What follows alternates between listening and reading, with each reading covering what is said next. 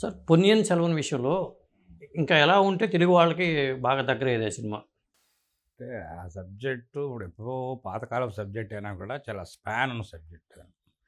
ఇలాగా అంత పెద్ద సబ్జెక్టుని అడాప్ట్ చేయడం అనేది చాలా గొప్ప విషయం. బట్ ఎంజీఆర్ గారే ధైర్యం చేయలేకపోయింది. మణిరత్నం గారు తీసుకున్నారు. అంటే మణిరత్నం గారు గొప్ప డైరెక్టర్ కాబట్టి డెఫినెట్గా బాగా తీస్తారనే అనుకున్నది కూడా. బట్ ఆయన ఏంటి అంత పెద్ద సబ్జెక్ట్ని అడాప్ట్ చేయడంలో కొంచెం తడబడ్డారనేది తెలుగు వాళ్ళ అభిప్రాయం. బట్ ఆ క్యారెక్టర్స్ని జనాల్లోకి తీసుకెళ్ళలేకపోయారు. అది ఈ సోషల్ మీడియా ఈ విధంగా కొంచెం కన్నా తీసుకెళ్ళి ఉంటే క్యారెక్టర్స్ గురించి చెప్పుంటే సినిమా పెద్ద హిట్ అయ్యే అవకాశం ఉండేది. అయితే బాహుబలి తర్వాత వీళ్ళకి ఐడియా వచ్చింది. బాహుబలి అంత పెద్ద హిట్ అవడంతో కొంచెం అలాంటి స్పాన్ ఉన్న సబ్జెక్ట్ కాబట్టి అది బాగా వస్తుందనేది ఊహింది. యాక్చువల్గా ఈ రెండు చేతులతో మా బావని భయపెత్తను కూడా ఇది మన బాహుబలిలో కూడా కొంచెం యూజ్ చేశారు వాళ్ళు. వాళ్ళ నాన్నగారికి కూడా తమిళ మీద రాజమౌళి వాళ్ళ నాన్నగారికి కూడా తమిళ మీద మంచి పట్టు ఉంది. ఓకే. చదువుంటారేమో బహుశా. ఇన్స్పిరేషన్ అదే అనుకోవాలా? ఇట్లా ఇన్స్పిరేషన్ అదే అనుకోవాలి. అవును కరెక్ట్గా ఆ అబ్బాయి అతని పేరుదే అని చెప్పే కదా మీకు అరుள்మొഴി వర్మన్ అని చిన్న కుర్రాడుగా ఉన్నప్పుడు కావేరి నదిలో వెళ్తూ ఉన్నప్పుడు పడిపోతాడు. పడిపోతే వీళ్ళు అయ్యో బాబు పడిపోయాడని మళ్ళీ పడవ తీసుకు వెనక్కి వచ్చేటప్పటికి ఈ రెండు చేతులతో ఎత్తుకొని పెట్టుకొని ఉంటారు ఆ బాబుని. మళ్ళీ వాళ్ళు తీసుకుంటారు. అప్పటి నుంచి అంటే ఈ పొన్ని అనేది ఈ నది కాపాడింది కాబట్టి ఆ తల్లియే కాపాడి ఉంటుందని అప్పటి నుంచి పొన్నియిన్ సెల్వన్ అనే పేరు అతనికి. సడన్గా అట్లా రావు కదా, చేతులు రావటం అంటే సాధ్యం కాదుగా. అది ఆమె అమ్మగా అని చెప్పే కదా, ఆమె కాపాడింది అక్కడ. అదే టోటల్గా ఎప్పుడు అతను కాపాడుతున్న శ్రీలంకకి వెళ్ళిన తర్వాత కూడా పొన్నియిన్ సెల్వన్ ఆమె కాపాడు 2-3 సార్లు కాపాడుతూనే ఉంటాను. ఆమెకు మాటలు రావు, చెవుడు, కానీ చాలా బలమైన ఆవిడ, చాలా అందమైన ఆవిడ అనమాట. ఓకే. అందుకని అప్పుడు కూడా ఏమనుకున్నామంటే మేము ఐశ్వర్య రాయ్ డ్యూయల్ రోల్ చేస్తుందేమో అని అంటే విల్లీ క్యారెక్టర్ ఒకటి ఉంది కదా, నందిని క్యారెక్టర్, ఈ క్యారెక్టర్ రెండు ఆవిడే చేస్తుంది అనుకున్నాం. మరి ఏం చేస్తారో నేను ఇంకా చూడలే ఆ సినిమా కూడా. అంతా తెలుసు కాబట్టి మనకు ఎందుకు చూడడం అని నేను చూడలేదు. సో మీరు 'పొన్నియిన్ సెల్వన్' చూడాలి అయితే. చూడలేదు ఇంకా అంతా తెలుసు మనకి. ఇంకా అక్కడ ఉన్నప్పుడే అప్పుడు డబ్బింగ్ జరుగుతూ ఉంది. అది కూర్చోమంటే నేను కూర్చోలేదు కదా. ఇప్పుడు ఆ గౌతమ్ చెప్పాడు, ఏంటంటే మీ సబ్జెక్ట్ ఇంత ఇదిగా ఉందంటే ఇప్పుడే చదివాను, లేటెస్ట్గా చదివాను. గౌతమ్ మన ఏటర్ మోహన్ గారి అబ్బాయికి డబ్బింగ్ చెప్పాడు. ఓకే.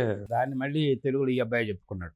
ఇంట్లో ఆమె తెలుగు ఆమె కదా, అందుకని తెలుగు బాగానే మాట్లాడు. రాజా కానీ రవి కానీ అందరూ తెలుగు బాగానే మాట్లాడతారు. ఈయన కూడా తెలుగు అంటే నాతో ఇంకా బాగా ఇదిగా ఉన్నాడు కాబట్టి తెలుగు కొంచెం బాగానే మాట్లాడతారు.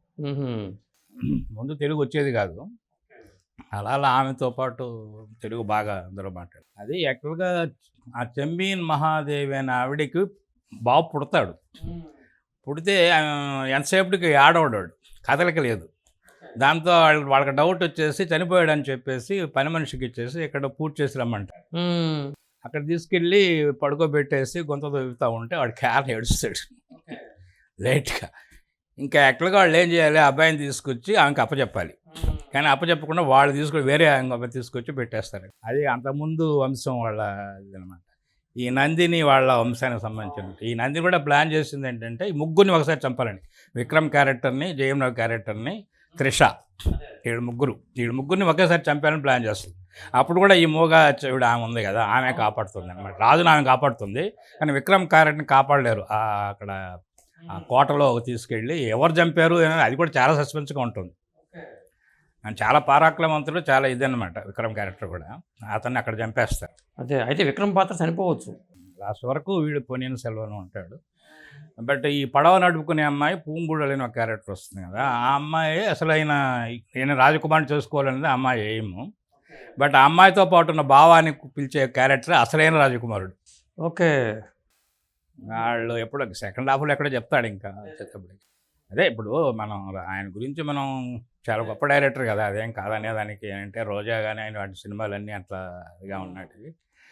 కాకపోతే అంత పెద్ద దాన్ని అడాప్ట్ చేయడం అనేది ఇంకా జనం ఏమన్నారంటే రక్షించేది ఐశ్వర్య రాయ్ పాత్రేనా అనే డౌట్లు పడ్డారు. రక్షిస్తూ ఉన్నదా పాత్ర ఐశ్వర్య రాయ్నా అనుకున్నా. కొంచెం మార్పులు చేర్పులు చేస్తుండొచ్చేమో. అంటే ఎప్పుడుదో పాత ఇది కదా అనేది చేస్తుంటారు. బట్ డెఫినెట్గా సెకండ్ హాఫ్ అల్టిమేట్ చాలా బాగుంటుంది, నో డౌట్ అది. అంటే ఇప్పుడు సుబ్బారావు గారని అక్కడ ఇన్ఛార్జ్ ఉన్నాడు కదా, ఆయనే అక్కడ చూస్తాడు. అంటే ఇంకొకటి ఏంటంటే నేను విన్నది ఏంటంటే అక్కడ కూర్చున్న వాళ్ళు ప్రతి ఒక్కటి మాకు బేస్ వాయిస్ కావాలి అని చెప్పారండి. ఇప్పుడు నాకు ఫోన్ చేసి చెప్పిన వాళ్ళంతా, సార్ ప్రతి వాయిస్ బేస్ వాయిస్ ఎవరికి చెప్పారో తెలియకుండా ఉంది సార్ డబ్బి. అవును. అంటే వాళ్ళు సెలెక్ట్ చేసేటప్పుడు పాపం ఆయన సుబ్బారావు గారు చాలామందిని ఒక క్యారెక్టర్కి 4-5 సెలెక్ట్ చేసి పంపించేవారు. పంపించినప్పుడు వాళ్ళలో సెలెక్ట్ చేసినప్పుడు శరత్ కుమార్కి వాయిస్ సెలెక్ట్ అవ్వాల. నేను కూడా 2-3 ఇక్కడి నుంచి కూడా పంపించాం. పంపిస్తే వాళ్ళకి ఏం కావాలో వాళ్ళకే అర్థం కానప్పుడు కొంచెం ఇది ప్రాబ్లంగా ఉంటుంది. ఇప్పుడు అన్ని క్యారెక్టర్లు ఒకే బేస్లో చెప్పుకుంటూ పోతే ఎట్లా అనేది. ఇక్కడ మళ్ళీ శ్రీనివాసమూర్తి చెప్తే బాగుంటుంది అనుకొని మళ్ళీ ఆయన ఎక్కువ అడిగాడని చెప్పి పిలవలేదు అన్నారు. మరి ఎవరు చెప్పారో తెలియలేదు కానీ ఇది వాయిస్లు కొంచెం అటు ఇటు ఉన్నాయండి.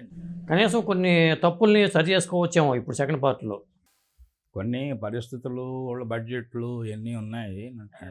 నేను కూడా వీళ్ళ విన్నది ఏంటంటే వాళ్ళు ఏదో 2 వర్షన్స్ ఉన్నాయి కదండి, డబ్బులు కొంచెం తక్కువ కోట్ చేశారు అందుకని మనం చేయడం లేదన్నట్టే అన్నాడు ఆయన, మన మోహన్ లాల్ గారి బావమరిది. మేబీ అది ఏంటంటే అంత పెద్ద సినిమాకు వాళ్ళు డబ్బుల గురించి ఆలోచించి ఉండరు. బట్ సంథింగ్ ఏదో జరిగింది. సరే యాక్చువల్గా రామకృష్ణ అన్న ఉంటే బాగుండేది. రామకృష్ణ గారికి మంచి కమాండ్ ఉంది, ఆయన కొంచెం సాంస్క్రిట్ బాగా తెలిసినవాడు. బట్ ఆయనకి శంకర్ గారికి ఆయనకి మణిరత్నం గారికి ఎక్కడో కొంచెం బెడిసింది. నేను కూడా మణిరత్నం గారి సినిమాలు సొంత సినిమాలు చేశాను కానీ ఆయన డైరెక్ట్ చేసే సినిమాలు మనకి ఇవ్వడు. ఈవెన్ శంకర్ కూడా నేను ఒక సినిమా అపరిచితుడు అడిగినప్పుడు మనం శివపుత్రుడు మనమే చేశాం కాబట్టి ఆయన దగ్గర సార్ శివపుత్రుడు నేనే చేశాను ఆయన సినిమా అని అంటే శంకర్ గారు ఒప్పుకోలే. ప్రొడ్యూసర్ ఒప్పుకున్నాడు, మనమే కొన్నాం ఆ సినిమా తెలుగుకి. ఓకే, కొన్నాడు, నేనే కొనిపించి మాట్లాడాము. ఆయన మన ప్రొడ్యూసర్ మీ ఇష్టం సార్ అని అన్నాడు. కానీ శంకర్ గారు సార్ నాకు రామకృష్ణ గారు బాగా మొదటి నుంచి బాగున్నాడు. రామకృష్ణ గారు ఎవరికి ఇస్తే మనం కొన్నాం కదా, సుబ్బు వదిలి మనకు కావాల్సిందే సినిమా కదా అని చెప్పి అది కూడా హిట్ అవడంతో సుబ్బు పెద్ద ప్రొడ్యూసర్గా వచ్చేవాడు. తర్వాత కొచ్చేడే అనుకొని బాగా దెబ్బతిన్నాడు. తర్వాత ఇక్కడ ఎక్కడ ఉన్నాడో ఏమో కూడా తెలియదు నాకు. ఎట్లా శ్రీలంకలో ఉన్నాడు అంటారు కదా. డబ్బింగ్ రైటర్కి అంటే భాష తెలియాల్సిన అవసరం ఉందండి. తప్పకుండా భాష మీద కమాండింగ్ లేకపోతే ఒక చోట ఇప్పుడు మీరు తిరుక్కురళైన అనుకోండి, ఆ తిరుక్కురళ్ళు తెలుగుకి వచ్చేటప్పుడు ఏం చేయాలి అనేది మనం ఆలోచించుకోవాలి. దాని మీనింగ్ తెలుసుకోవాలి ముందు. ఆ తర్వాత మనకి ఏది సూట్ అవుతుందో తెలుసుకోవాలి. ఇన్ఫ్యాక్ట్ మనకి ఏది సూట్ అయినప్పుడు మనం దాన్ని మలుచుకొని ఒక సుభాషితం లాగానో ఒక ఇదిలాగానో దాన్ని మనం తిరు అంటే పవిత్రమైన అని, కురుళ్ళు అంటే ప్రవచనం అని అనుకోవచ్చండి. సూక్తులు ప్రవచనాలు ఇవన్నీ ఉన్నాయి కదా. ఇట్లా ఏ కర్మ సముద్ర శతకంలో పద్యాలు ఉన్నాయి కదా, అంటే శ్లోకాలు వేమన శతకం సుమన శతకం వాటిల్లో ఉంటాయి కదా. ఆయనది కొంచెం సూట్ అవుతుంది. పోతులూరి వీరబ్రహ్మేంద్ర స్వామి గారిది కొంతవరకు. అంటే ఆయన కూడా భవిష్యత్తు గురించి చెప్పినవాడు, ఈయన భవిష్యత్తు గురించి ముందే ఊహించి చెప్పినవాడు అనమాట. ఇలా ఉండండి, ఇలా ఉండాలి అని చెప్పి, ఇట్లా ఉండకపోతే మీరు ఇది అవుతారు అని ప్రాబ్లమ్స్ అని చెప్పి అన్నీ చెప్పాడు ఈయన కూడా తిరుక్కురళ్ళలో. ముఖ్యంగా కరుణానిధి గారు మంచి ఆరేటర్. నేను కూడా మెడ్రాస్ వచ్చిన కొత్తలో నా తమిళ్ తెలుసు కాబట్టి ఆయన మీటింగ్లకు వెళ్తే అద్భుతంగా మాట్లాడేవాడు.